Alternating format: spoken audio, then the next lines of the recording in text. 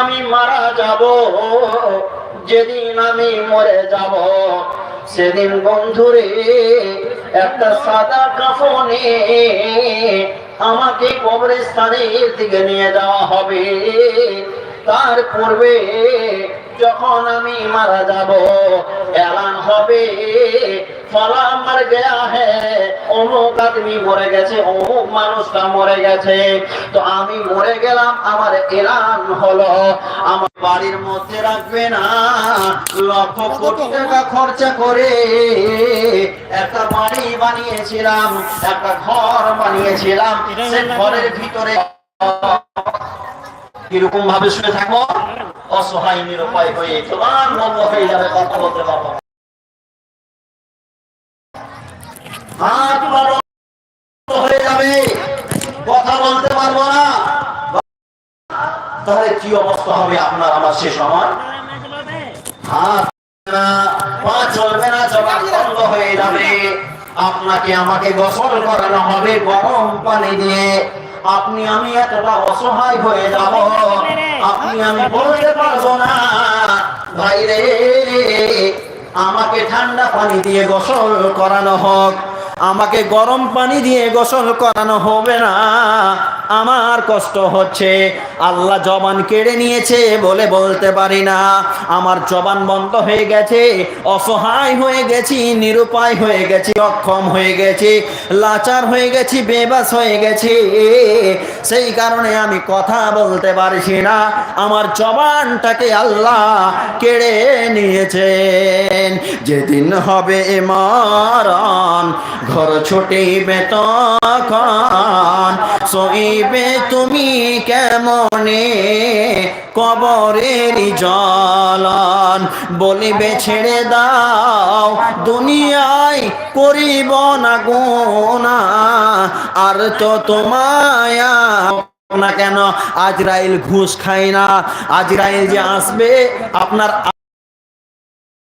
আত্মা নেওয়ার জন্য আসবে, আজরাইল আপনার জন্য আসবে, সে টাকার রিশওয়াত খায় না, সে ঘুষ খায়, রিশওয়াতখোর নয়, ঘুষখোর নয়, সে আপনার আত্মাটাকে মানে আপনার রুহুটাকে নিয়ে চলে যাবে। যে আপনার রুহুটাকে নিয়ে চলে যাবে। আপনি অসহায় হয়ে গেলেন, আপনাকে ঠান্ডা পানি দিয়ে গোসল করানো হবে না, গরম পানি দিয়ে আপনাকে গোসল করানো হবে। আপনি বলতে পারবেন না, ভাই রে ও আমার পাড়া পড়োশে, আমি ঠান্ডা পানি দিয়ে গোসল করতাম, আজকে তোমরা গরম পানি দিয়ে আমাকে গোসল করায়ও না। আমি ঠান্ডা পানি দিয়ে গোসল করতাম, গরম পানি দিয়ে গোসল করায়ও না। আমি লাক্সে সাবান ব্যবহার করতাম, আমাকে লাইফবয় সাবান দিয়ে গোসলটা করায়ও না। অসহায় হয়ে যাব, নিরুপায় হয়ে যাব, শেরওয়ানি থাকবে না, বাড়ি গাড়ি অট্টালিকা বিল্ডিং থাকবে না, আপনার প্রপার্টি থাকবে না, আপনার টাকা পয়সা ধন সম্পদ সব বিলীন হয়ে যাবে। ভাই বাবা মার কতটা অসহায় হয়ে গেলাম।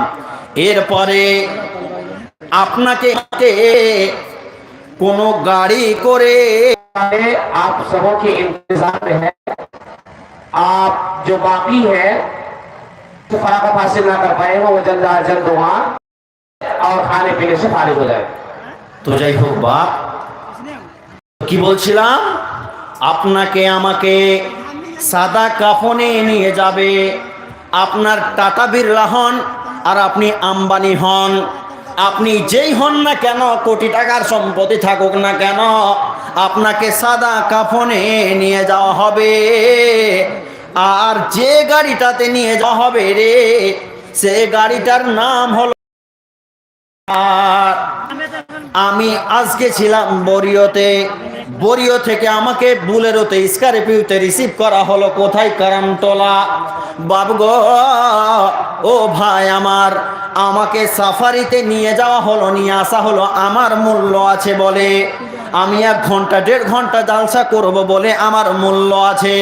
কিন্তু যেদিন আমি মারা যাব, সেদিন আমাকে যে গাড়িতে করে নিয়ে যাওয়া হবে সেটা হলো মাইয়াত নিয়ে যাওয়ার খাট। বুঝতে পারছেন? একটা খাট থাকে না গো, পালকি থাকে না, একটা পালকির মতো খাট থাকে না, ওটাতে আপনাকে আমাকে নিয়ে যাওয়া হবে কোথায়? কবরস্থানে। একজন কবি কি বলছেন?